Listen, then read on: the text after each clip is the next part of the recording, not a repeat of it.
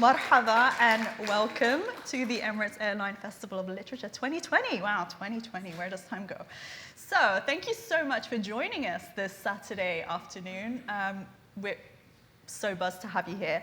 And let me tell you, you're in for a real special treat because this is history, but not boring history. This is the history where we're actually going to learn something fun, and it's not going to involve just trying to memorize facts for an exam at the end of the day.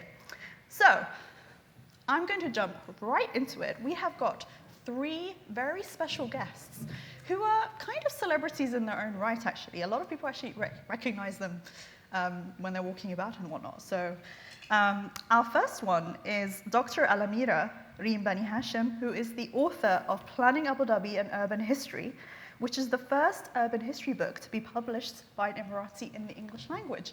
And fun fact, Dr. Alamira is actually the first PhD holder, first Emirati to get a PhD in planning. And then, thank you. Loving the involvement already. And then we have David Heard, CBE, who is the author of Oil Men, Territorial Ambitions and Political Agents, which is a heavily researched account of the negotiations over oil that shaped the transformation of the Trucial States into the UAE. And finally, we have Nick Cochrane-Dyet, who is the author of Early Days in the Emirates, a recollection of his times in the UAE during the 60s and 70s and the influence Sheikh Zayed had on his upbringing. So please join me in welcoming them.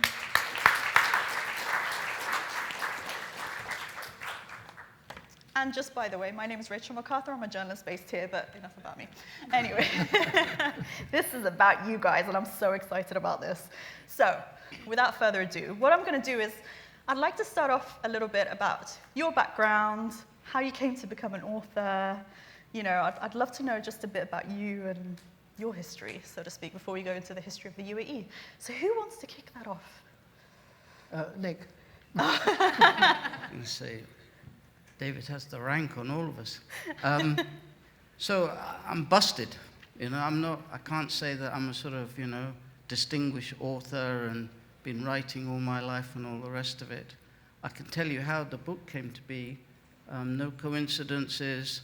A couple of years ago at the International Petroleum Conference in Abu Dhabi, CEO Bob Dudley was there, and we were reminiscing about Sheikh Zayed, and he suggests I should write a book. And I said, well, I've never written a book before. I've no idea how to go about that. Bob Dudley, good guy, nice guy, very helpful, suggested, well, maybe just write a few chapter headings and then fill in the blanks. That evening, I'm very fortunate enough to be part of a cultural year of collaboration between the UK and the UAE, held up in Jahli, which was, my father's fort when he was serving in the TOS. And His Royal Highness Prince Charles there, His Highness Sheikh Mohammed bin Zayed, Crown Prince of Abu Dhabi, and a gentleman, His Excellency Dr. Jamal bin Huwairab, who's the CEO of the Mohammed bin Rashid Foundation here in Abu Dhabi. And we're reminiscing again about Sheikh Zayed, and Dr. Jamal's very keen on keeping the history of the country and not letting it be forgotten. So he said, you should write a book. So two people in one day, it's like, I've got to write a book. It's meant to be. Sorry? It's meant to be. Meant to be, Yep. Exactly. And so, as I say, what do I know about writing a book? But he was very helpful in, putting it together and editing it himself and all the rest of it. So, but that was how the book came to be. How long did it take to put together? Well, physically it didn't take very long because they did all the sort of, putting it all together. It took me a few months of filling in the gaps, as it were. You can do all these things now digitally. So, I'm dictating to my phone and all the rest of it. And that was a couple of months, literally. I mean, it wasn't a big to-do, but it was in the mind for, a couple of years before it actually got out onto being printed. Yeah, okay. And then a complete contrast. I'm going to actually turn to you, David. No. I know you want to get out of it. No, you're next. But I'm just, the reason I'm David, you mentioned it's been 15 years in the making or something, your latest title? Well, it did take a little time. I mean, you have to get together all your pieces of paper and decide what you want to do. And And I was fortunate, actually. I got the excellent example of a very good, oh, there she is, a very good wife who's a historian, and she knows how to do these things. I was just a simple engineer, a petroleum engineer, and originally working out in the desert. And I used to write reports, but they were technical reports, and they were corrected by a Dutchman, which upset me enormously. And, well, then later, of course, things changed, and I wasn't working for a Dutchman any longer. I was working for a whole group of people, including an American, which was pretty awful, and a Frenchman, too. This was the shareholders in the company. So everyone, I suppose, corrected my English then. But now, well, when I retired, of course, I could do, Frauke could correct my English then, and she did sometimes. So I just decided I'd got to write up the history of the company that I'd worked for all those years. And so I had the archive material from London, which actually a good friend of ours in Abu Dhabi about 20 or more years ago said, you've got to get this archive material. There must be stuff there about the history of the Emirates. We need it. So I went back to London and said to my bosses, I'd like to copy this for them in Abu Dhabi. They need it as part of the history, blah, blah, blah. And they said, no, you couldn't do that. No. It might be embarrassing or confidential or whatever, and get us into trouble. No, you can't do that. And I'd come back to Abu Dhabi, and my friend would say, do you get it? No, I'm sorry, I can't. I've got a bit of a problem. Okay, ask them again. And this went on for a few years until I was almost avoiding my friend in Abu Dhabi because he was going to ask me once again, where's all that material? Anyway, we got around that one day. You know, the wind changes and everything changes. And I managed to, with Frauke's help, copy a lot of it and bring it back to Abu Dhabi and then work on it. My objective was really not so much to tell the history of the Emirates or anything, but just as seen by oil company people back in the 30s, the 40s, what they saw, and to reproduce what they saw and to explain it, put it together. And I've talked enough. Come on. You've got a big cheerleader going on your lap. I know, I'm like, I have big shoes to fill after these guys. So I was a graduate student of urban planning in the US at a time where Abu Dhabi was, in my opinion, at a turning point. And so I'm an architect. I had a bachelor's degree in architecture, started my graduate degree in urban planning, and I came home one summer and decided to do an internship with a newly opened unit that was part of the Executive Affairs Authority in Abu Dhabi. It was the urban planning unit. And as an intern, I was the first of 8 people in the office, actually. And I was doing what interns do, opening boxes and filing things and getting coffee. And one time, I asked to sit at the table. I wanted to see what these developers were pitching at the time. So I asked to sit at the table, and as I was sitting there and looking at what everybody was proposing, it dawned on me that I was literally watching history in the making. So I quickly, started to look around for stuff that was written about the history of Abu Dhabi's urban development and how it got to where it is at that point, and didn't find anything. So I kind of like to say that the mission sort of presented itself to me, and I took it upon myself to dig a little deeper and write this book. So, yeah. Fantastic. Now, we're going to find out more about these books a little later on.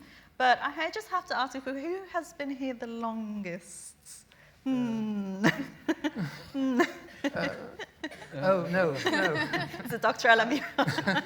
So I believe, David, you moved here? I came in 1963, when it was a rather different sort of place. Actually, right. Only 9 years before I came here, someone wrote this. It was actually someone called Hilliard of BP. In 1954, he wrote, there are in Dubai, I keep on, when I read this, keep on saying Abu Dhabi because I live in Abu Dhabi, I'm sorry about that. There are in Dubai, I've got it right this time, 12 Europeans at the most. These include the political agent, his wife, and 2 smallest children. This is 1954. The bank manager and his wife, and sundry bachelors, such as bank assistants and so on. There have been as many as 4 wives in Dubai at one time, on occasion. But I fear that in the next month or so, the total will decline to only 1, as one wife has had an ultimatum issued by her husband to get a job elsewhere, or... Amazing. That was Dubai. Abu Dhabi the same, less in Abu Dhabi. Sharjah, there were a few more Europeans. Sharjah in those days was the center of activity rather than Dubai. Yeah, it was very different. And when I came a few years later, it wasn't that different. It wasn't until we moved into, well, a bit later, that things really started to change. And that was, of course, after oil was discovered and exports started, 62 with ADMA and 63 with us. I just want to note that David pointed at me and said when we moved into, because we both lived in the same compound, that the company established in the 60s and became ADCO, the Abu Dhabi company for onshore oil operations. And that's where I lived as well, growing up. Mm. Yeah. So we're obviously, I mean, I just want to make it clear that we are going to open the floor to questions later on. So please think of questions that you want to know about the history of the UAE in the meantime. But I mean, exploring your time or history's time in Abu Dhabi or in the UAE in general, what, in your opinion, have been the defining moments in the UAE's rise to, prominence, global prominence? Who wants to take that first? Defining moments? Oh, I think probably when I was sitting in Tarif in 1966, August the 6th, and someone came back from Abu Dhabi saying he'd been turned around at the Mukta. He wasn't allowed to go across the ford. There wasn't a bridge then, and the mainland to the island. He'd been turned around and come back, and he didn't know what was going on. And then a bit later we heard, this was lunchtime, by the evening, we'd somehow heard, I don't know how, probably over the radio communication that we had then with Abu Dhabi or Bahrain, that Sheikh Zayed had become ruler. And of course this was a major turning point. But on the other hand, Sheikh Shakbut, who had been ruler for 38 years, Sheikh Zayed also ruled for 38 years. Sheikh Shakbut also had a lot of positive aspects to him, and he's given really a bad press for years and years and years and years. So I'm going to read a little bit that someone wrote about Sheikh Shakbut. Stockwell, when he was negotiating the ADMA agreement with Sheikh Shakbut, and I will read, if you will allow me, a little bit about what Stockwell wrote in those days after traveling from Jebel Ali. That was where we had a drilling rig. There was not much in Dubai. He picked up a car, several cars, drivers, cooks, a goat and sheep and chickens to be able to feed himself as he came to Abu Dhabi, interpreters and so on. Anyway, he came there and he said the ruler is, according to his own estimate, 40 years of age. He's a man of striking appearance, small but possesses in considerable measure that dignity and gravity which popular reputes attribute to the Bedouin. In conversation, he has a hospitable and courteous manner, and also a pleasant sense of humor. He did, yes, I remember that. As witness the occasion on which, when I told him that we'd accept the terms of the Superior Agreement, that was a company that came before, which had a really very, very rich agreement, which BP did not want to sign up to, far too expensive. He suggested that our agreement should be backdated in order that he could obtain the revenue from the time when surrendered up to the present. He'd lost out on the revenue because Superior Company backed out of the agreement without any warning and left him short of an awful lot of cash that he should have had. He is a man who must spend a great deal of his time listening to the wireless, for I found him surprisingly well versed in recent news from England, e.g. he discussed the sinking of the Irish Mail. Who remembers when the Irish Mail sank in January? I don't know. He did. And also a passion for testing the general knowledge of his various visitors.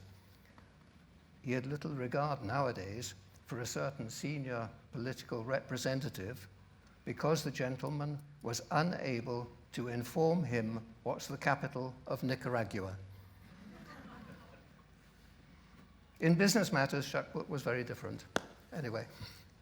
And that's extraordinary because we we do rarely hear about him. I mean, we do hear about the rulers after that, for obvious reasons, but that's something I think a lot of people are interested in because you don't hear a lot of There's a lot more in here about him. information and personal anecdotes and whatnot. Dr. Alamira, I actually will turn to you because in your book, you actually look at the different approaches that rulers had to development. Yeah. And development is obviously key in the rise of the UAE. So what has been the difference between the ruling styles of Sheikh Shahbout bin Sultan Al Nahyan and Sheikh Zayed bin Sultan Al Nahyan and now His Highness Sheikh Khalifa bin Zayed Al Nahyan?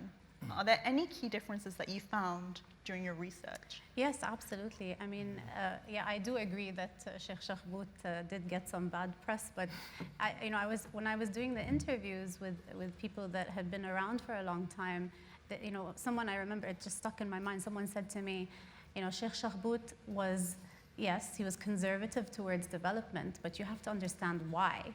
Exactly. And I think it's just really interesting that when the oil revenues came in to Abu Dhabi, started rolling into Abu Dhabi, he had already been ruler of a poverty-stricken Abu Dhabi. And to him, development had to happen very slowly, very carefully. He was, very careful that his people didn't become minorities due to an influx of migrants. He was very careful, not to get the traditions totally erased. So he just preferred to move very conservatively. When you read, I did a lot of archival research that was very British. Sorry, David. And the British weren't very kind to him. About him. When you read the archival, the records, they're just, he's too slow and he's not in favor of development and huffing and puffing about it. But he had his reasons. When Sheikh Zayed, became ruler, his idea was very different. For him, he found an answer in urban development urban development being the answer to a lot of Abu Dhabi's major problems. He believed that investing in infrastructure and educating people, the local population, was, vital for the emirate to flourish.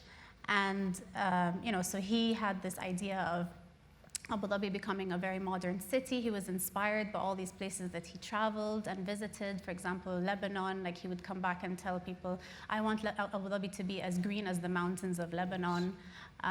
He very much encouraged agricultural experimentation. He was an environmentalist, as we all know. And, he was essentially the principal architect of Abu Dhabi. If you talk to anyone that spent time with him, when it came to building things in the city, in the Emirates, he was very directly involved. There's always the story of him with his camel stick, pointing at things and asking people, go stand, okay, take 10 steps, and then, to the left, and yes, there. And that's how he made markers, starting to do, build things around the city.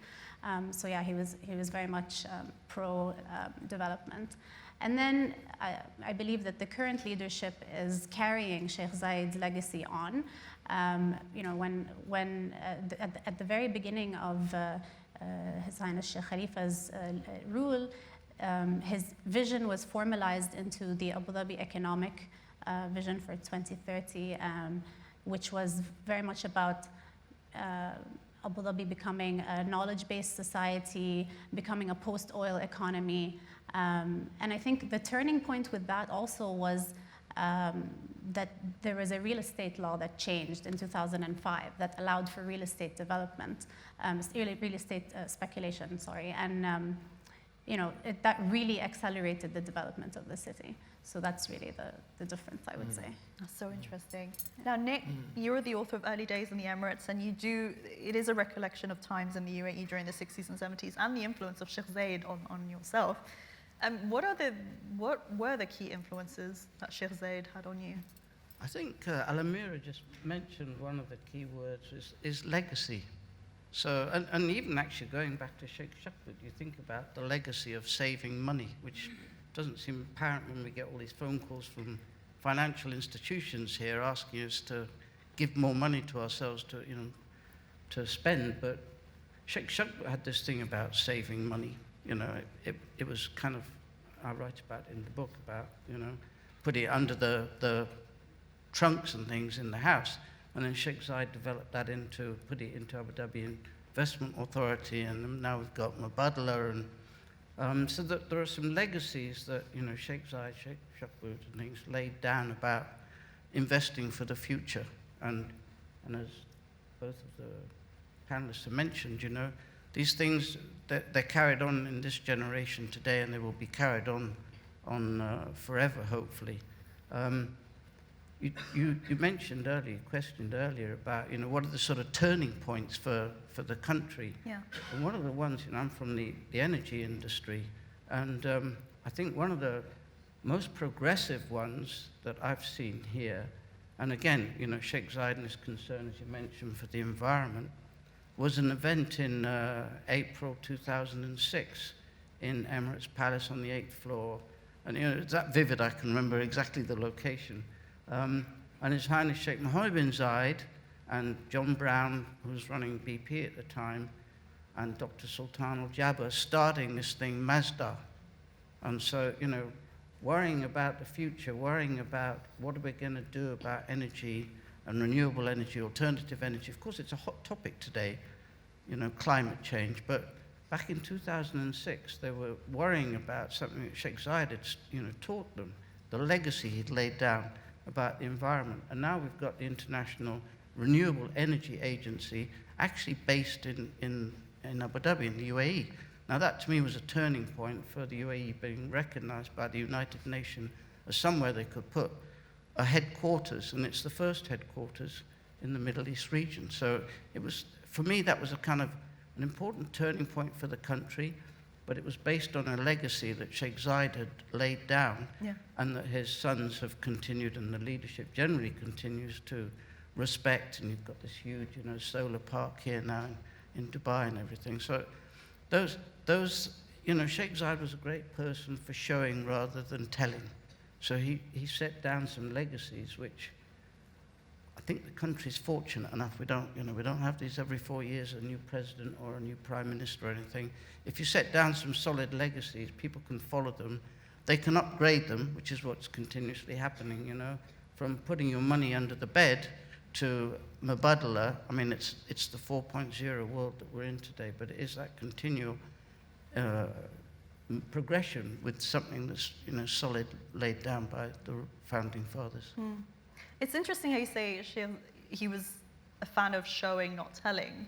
And there's the saying where confidence is silent, and those who brag need to, like, no, talk about it all the time. Look at me, I did this, I did that. And it seems showing what we're doing, as in the UAE, what we're doing, kind of speaks for itself, and I think has actually offered a lesson to maybe a lot of global leaders or countries and whatnot. Do you feel, I mean, let me ask, what can countries take from our kind of leadership or our decision making or our progression? What can other countries learn from us, apart from the 4-year election?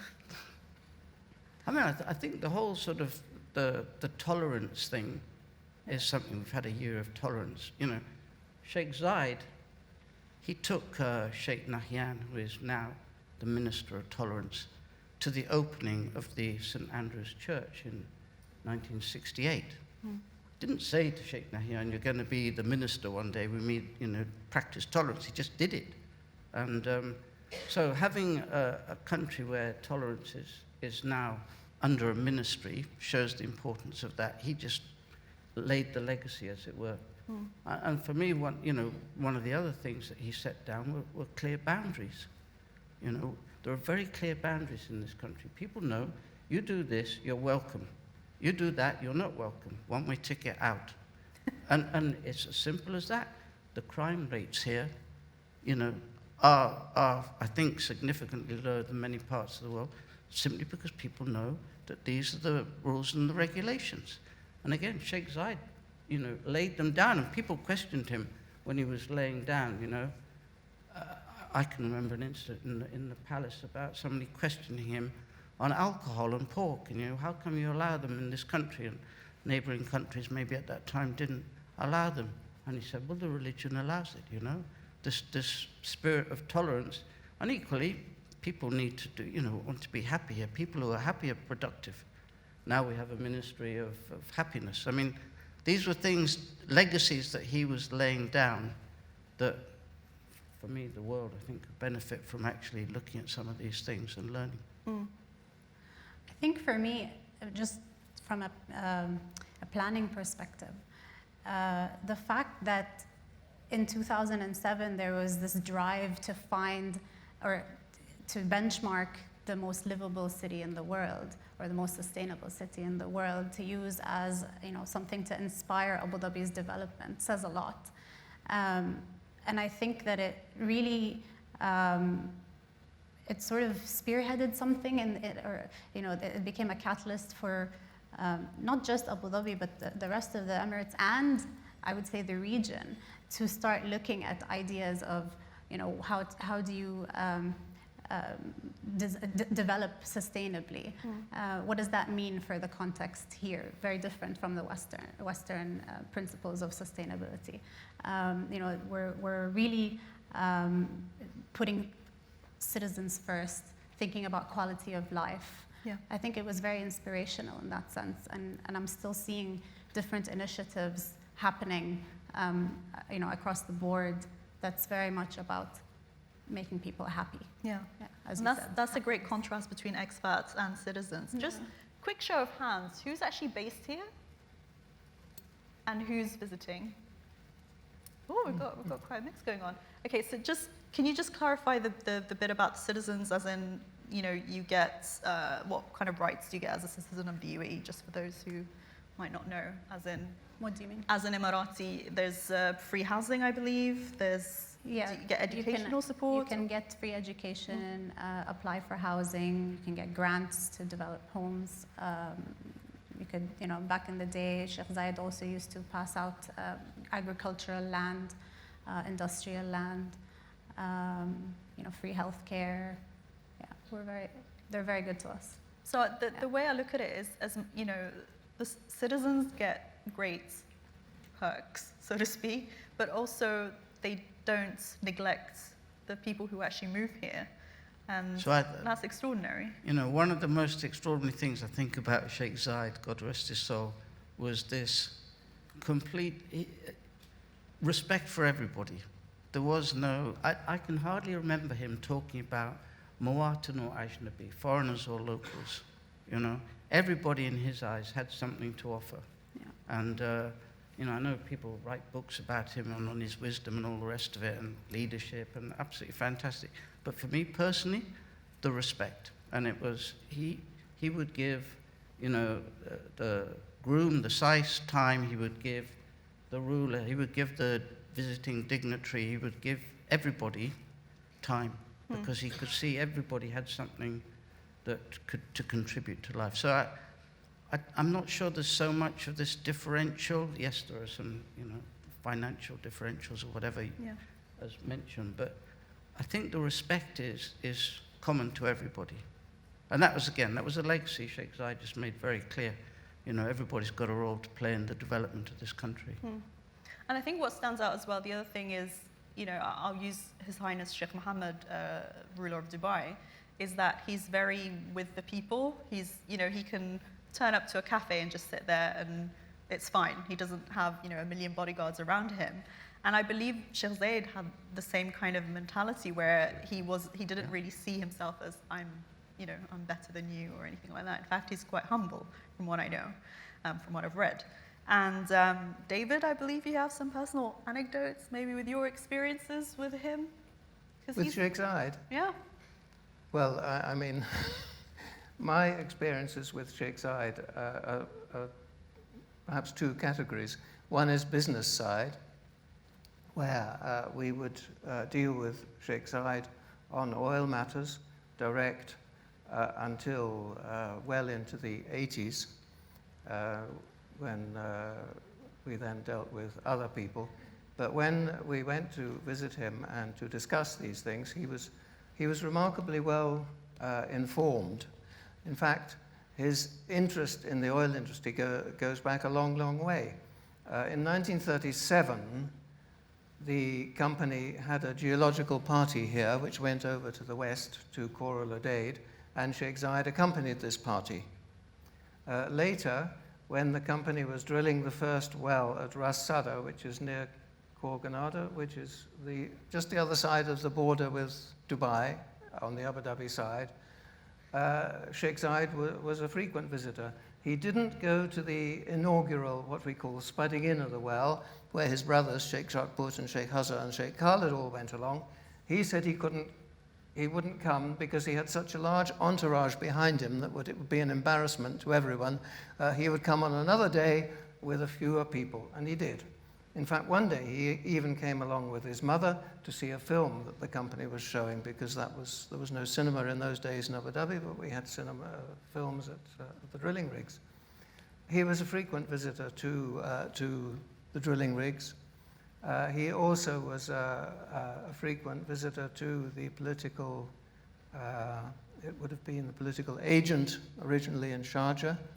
He knew what was going on, not only in the oil industry, but was, long before he was ruler and when he was still his brother's representative in the Elaine area, he was very much involved in many, many things. It wasn't just that he was in charge in Elaine.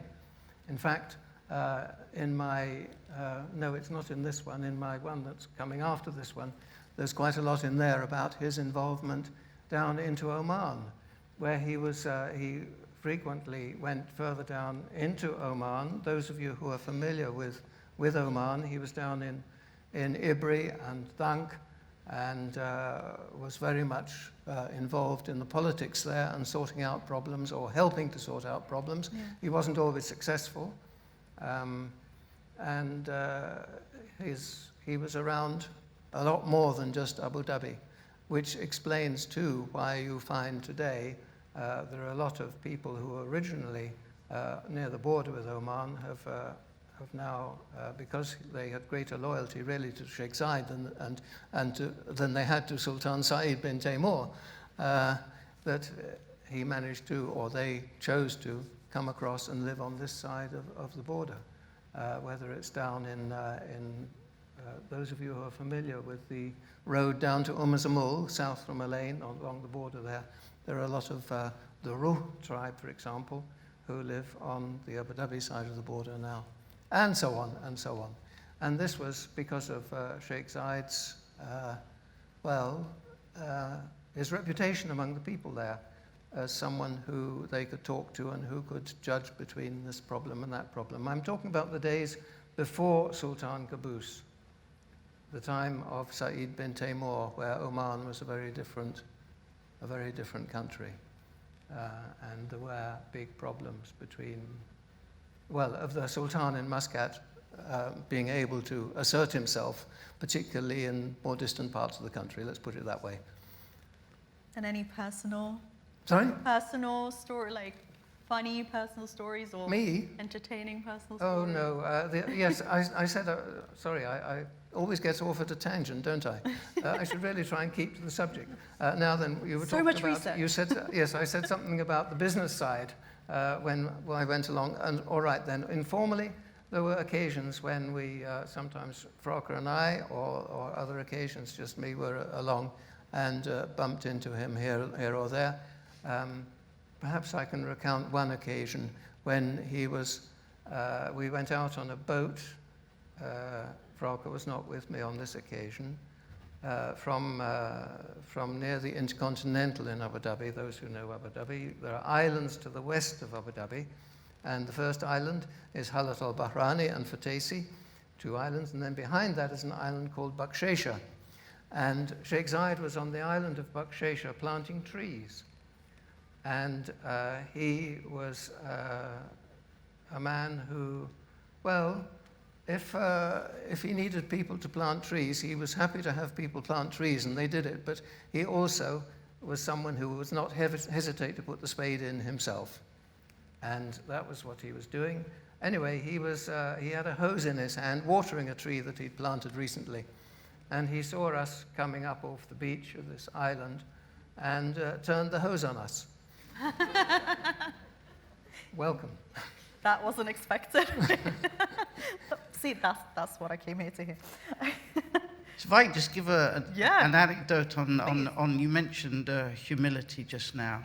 And in the early 90s, we took the then chairman of BP, who was a lord, so a British sheikh, as they like to call him then. And he'd been to Saudi Arabia, but never been to the Emirates.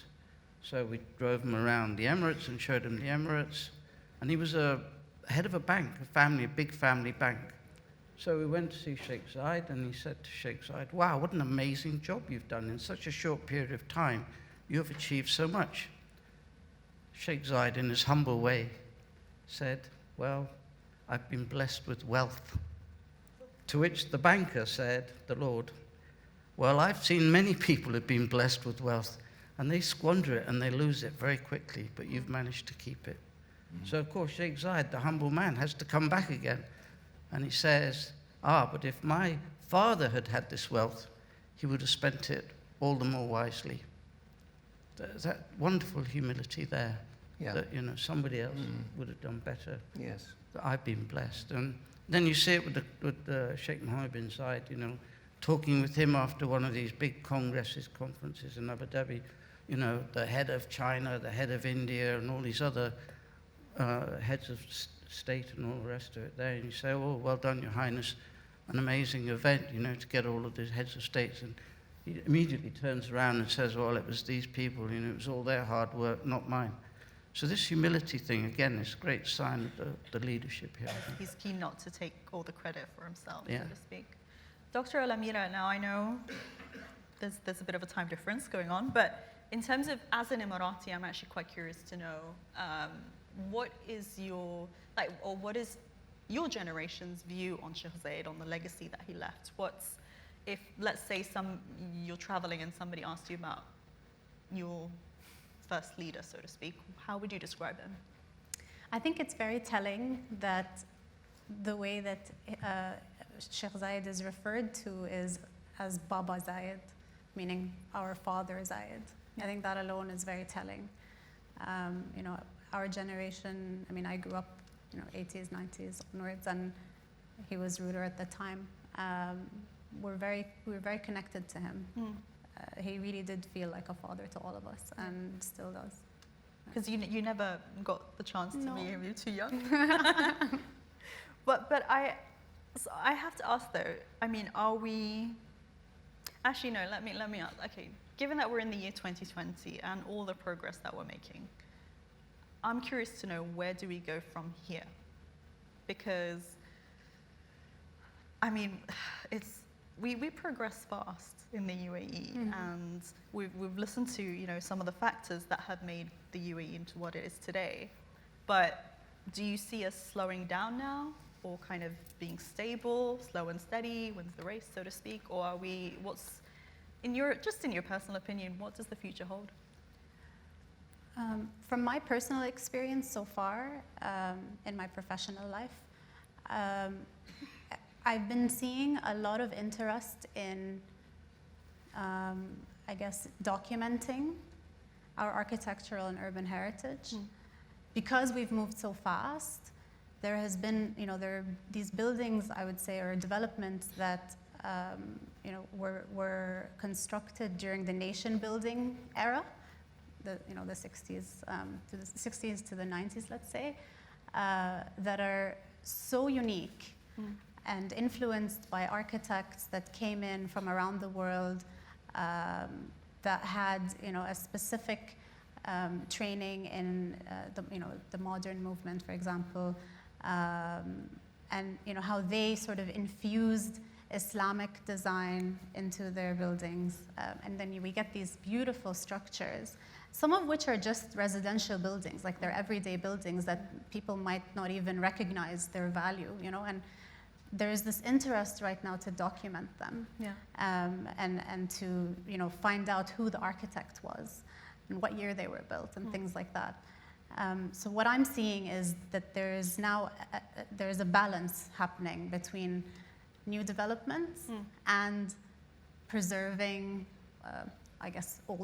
older developments here. And at the same time, we are also seeing a growing interest in how to reimagine the city. So, for example, and city identity. So, for example, experimenting with different architectural typologies. Like, what does that mean? What's Abu Dhabi going to look like? What's the UAE going to look like, in X number of years? Yeah. So there's this sort of, and also initiatives to improve quality of life. For example, like, let's have more parks. Let's, get people out on the streets. So let's work on the public realm, the outdoors. Let's have public art and just things that have to do with, reimagining the city, as I said. And for me, I would say we're sort of in an architectural urban renaissance. And I see it continuing for many, many years to come. Yeah, and it's interesting the point you made about the culture and focusing on those kind of aspects as well. Yeah. Do you have any? I see David opening his book. I feel he has. Right. Well, I'm not an architect, not an architect of buildings, but what interests me is the people and the people who live in these buildings. Mm-hmm. And I think when one thinks towards the future, one perhaps can also look towards the past. And, we've talked about the leaders, but without the people, the leaders are not very much. They've been fortunate to have had excellent help, the leaders, to perform, but it's the character of the people themselves which we must look at and hope that remains the qualities that we have seen in the past, that those remain into the future. And perhaps there's one quality of, let's say, generosity and selflessness, which I can take. I have to go back, you see, into the history, because that's what I've been writing about and not modern architecture. And a little story of how courteous to one another, that these people were on this particular occasion.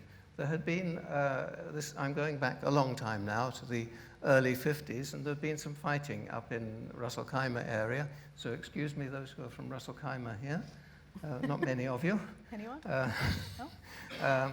And I will read you a little story that was recounted of an event which illustrates let's say, the courtesy to one another. Patience. The small section of the Habus tribe, which inhabited the first wadi through which we had to pass, were, like the rest of these people in these hills, alert and on the defensive, awaiting the outcome of trouble, which is referred to the fighting. It took a great deal of time and patience to persuade them to allow us to enter their wadi, but after the negotiations, which were conducted mainly by the ruler of Ras Al Khaimah and his father, these people, who were difficult, suspicious, yet once they had provided us with guards and given permission to work in their territory, they immediately became hospitable and friendly. Everything was sorted out. However, they were in a bad way. Their wadi was dry, their small flock of goats could no longer find grazing, so that, with the best of intentions, their hospitality could extend to little more than friendliness. The ruler and I were solemnly entertained to a meal, which consisted of a small pile of rice with 2 fried eggs on top. About 15 people sat down to the meal, yet such were their good manners towards one another that when we'd finished, the eggs had not been eaten.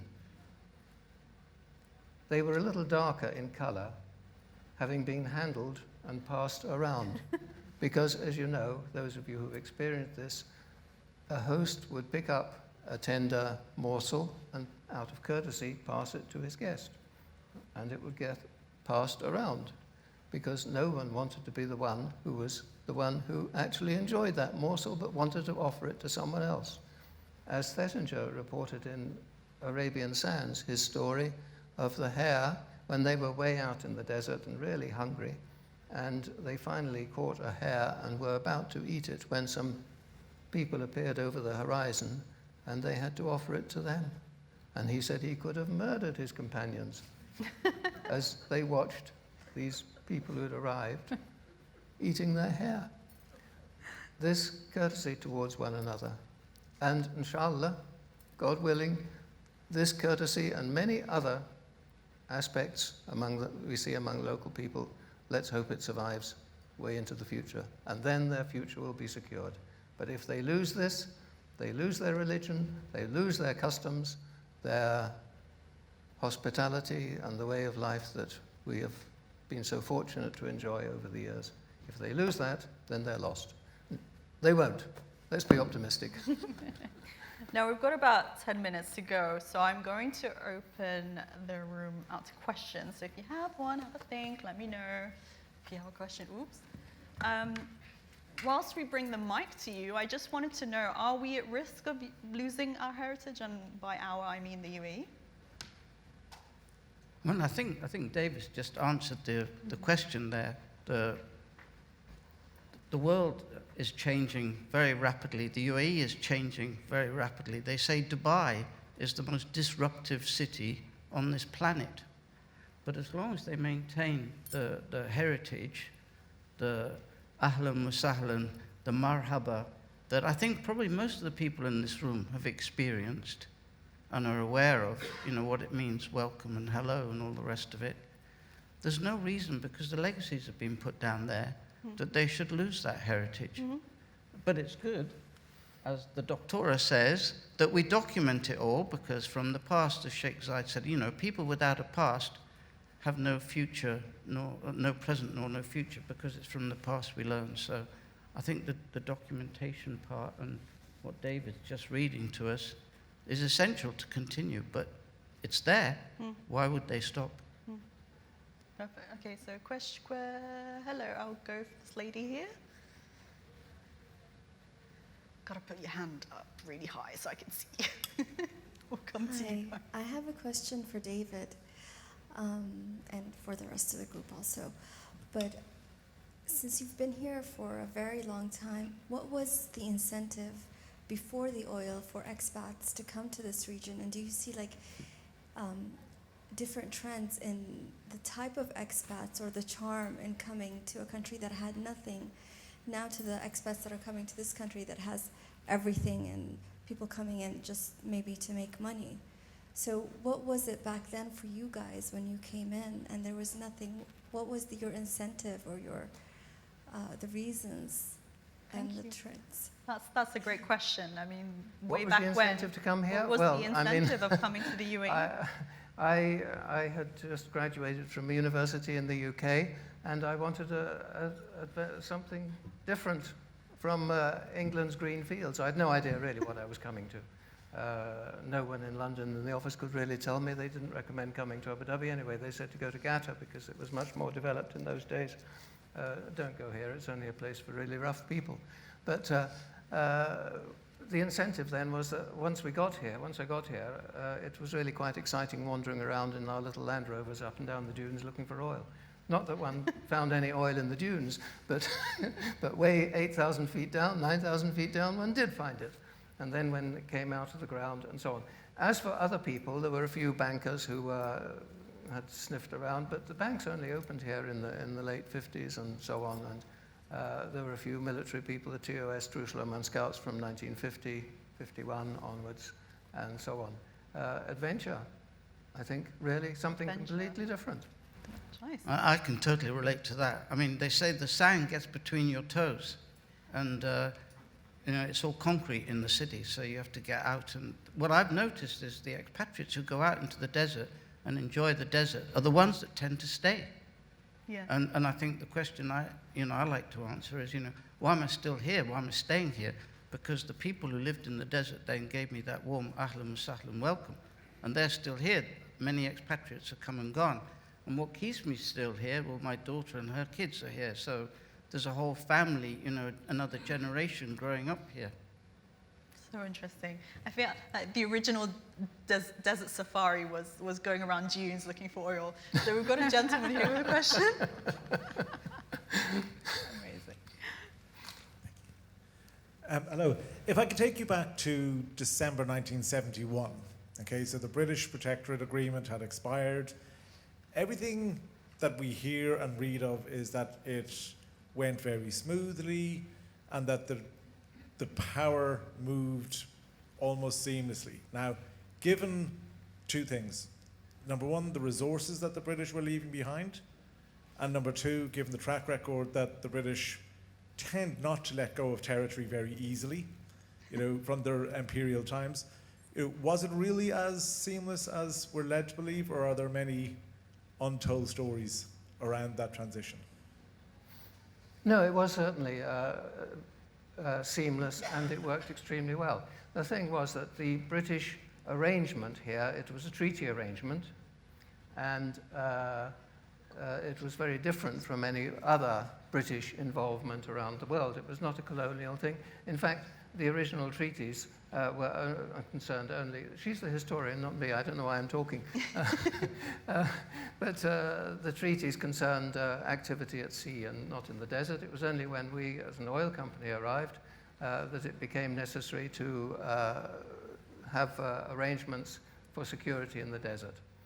And so on, and then to look after the foreign affairs for the rulers and so on and so forth. But in fact, we see in the archives the way the relationship between Sheikh Jakbut and the British, or Sheikh Zayed bin Maktoum in Dubai. This relationship was not an easy relationship always, because they did assert themselves in their own lands, and they were very much in control. Their nervousness towards the British was that British, or we as a company too, with our money would be buying the loyalty of the people.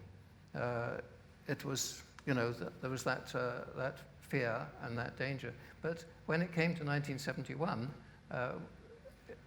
the Diwan, others, it had been running itself, Abu Dhabi, very largely. The government, basic government was in place there, ministries. There was even an Abu Dhabi ministry of this, that, and the other for a number of months. Departments had been there for some time. It was really, it was Abu Dhabi and Dubai and so on were acting fairly independently at that time. On the day itself, we were advised to adopt a low profile as British people because of the problem of the islands. That's another story. So on that day, we did adopt a low profile. I walked up Jebel Hafid. I don't think David paints a nice rosy picture, and of course he's the historian much more than I am. But it wasn't quite as seamless. There was a lot of hard work that went in to actually making the day itself seem to be seamless. There was a lot of hard work within the family. There was a lot of hard work within the families. A lot of hard work within the tribes. There were British diplomats coming and going, and not perhaps all as successful as David's books point out. I mean, there's a lot of, or there will be more interesting history, I think, coming from his books. But it was a tough time. And there was a lot going on in the region, which made it even harder for Sheikh Zayed to actually enable that seamless transformation. And we tend to forget that, the history makes it all look very easy, but Sheikh Zayed and Sheikh Rashid worked very, very hard with the other rulers, with some of the other people in the region, with the tribes and all the rest of it, to make it seem seamlessly. I mean, for me, if in my book, I cover a little bit about this nation building and how Sheikh Zayed worked tirelessly from the day that the British made their announcement to withdraw to get the UAE to form. And what that entailed. It's just really amazing how he really used Abu Dhabi as a model of statehood, and encouraged development in Abu Dhabi with a purpose also to inspire the other Emirates that this is what's possible if we come together. It's all. It's really fascinating. Because we started just a few minutes over, I'm going to make room for like two very quick questions. So, Sarah? So you mentioned that Dubai is one of the most disruptive cities on earth, and I'd like to ask about the dynamic between Dubai and Abu Dhabi and between Sheikh Rashid and Sheikh Zayed, because we hear a lot about Sheikh Zayed and his vision. My father tells a story of meeting Sheikh Rashid in the late 60s and being asked why we can't land the heavy construction equipment in Dubai and being told, because the runway is sand and we need to build a tarmac runway, but in 20 years we'll have the biggest runway in the region and everyone is going to come here. So that was a vision that was expressed back then. And today we see that Dubai is the biggest airport in the region and has a huge impact. So where did that vision come from? And can you tell us a little bit about Rashid's impact to some extent and the relation between Rashid and Zayed? You just mentioned briefly now about that. So disruption. So, I mean, the way I see it is this great competition. It's been explained to me by some of my Emirati friends, is me against my brother and I against my cousin, my brother and I against the outsider. So when it comes to Mutahada, the union, the federation, you know, there's a lot of hard work making it work together. And Dubai and Abu Dhabi complement each other. Sheikh Zayed and Sheikh Rashid complemented each other. They both had strengths. They both knew the importance of a strong federation. Sheikh Zayed had this wonderful saying, you know, you pick up a stick, it's easy to break it. You pick up a bunch of sticks, it's hard to break. So we need to stick together and work together. And they've both seen, you know, where they have strengths. And I think, as you say, those legacies continue today. Dubai's got its strengths, you know, it's disruptive, it's innovative. Abu Dhabi is doing some similar things as well. It's, you know, innovative on the whole climate change and Mazda and Irina and all the rest of it. So they complement each other. They realize, and I've joked with some of the sons about, you know, this sort of competition things, and it's, no, it's healthy as far as they're concerned.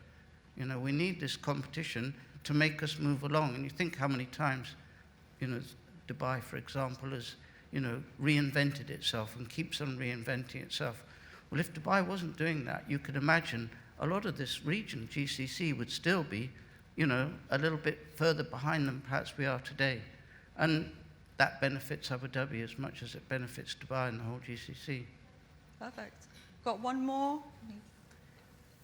The quickest question ever. Oh, I'll be very quick. No so when oil was first discovered, commercial oil was first discovered, it was obviously a massive turning point for the UAE. And I just wanted to get the panel's view on the recent discovery announced last week, which was the big gas discovery. Do you think that we will look back in the years to come and see that as a turning point for the future of the UAE?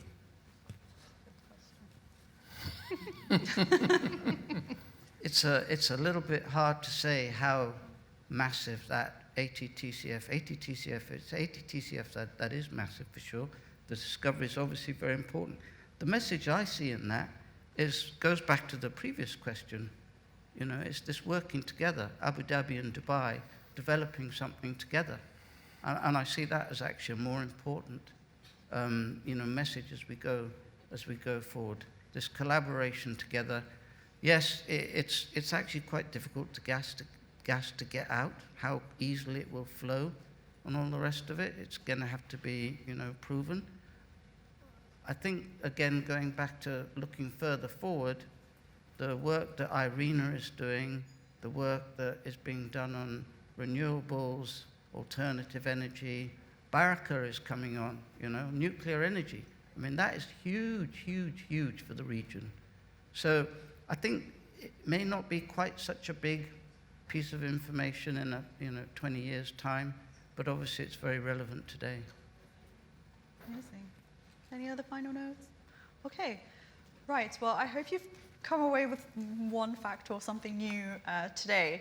And obviously, this brings us to the end of the session. However, I just wanted to let you know that there will be a book signing. So if you have any other questions that you'd like to ask, our speakers will be available in the book signing area. So bring your questions. But before you guys leave, I just wanted to thank you for being here. It was the festival. You guys make the festival. I'd also like to thank the AV team, volunteers and translators. We have our title sponsor, Emirates Airline, our founding partner, Dubai Culture, our parent organization, Emirates Literature Foundation, and today's session sponsors, which are the Mohammed bin Rashid Al Maktoum Knowledge Foundation and Dubai Tourism. And of course, last but not least, I'd like to thank the speakers, Dr. Alamira Reem Bani Hashim, Nick Cochrane-Dyet, and David Heard, CBE. Please join me in giving them a round of applause.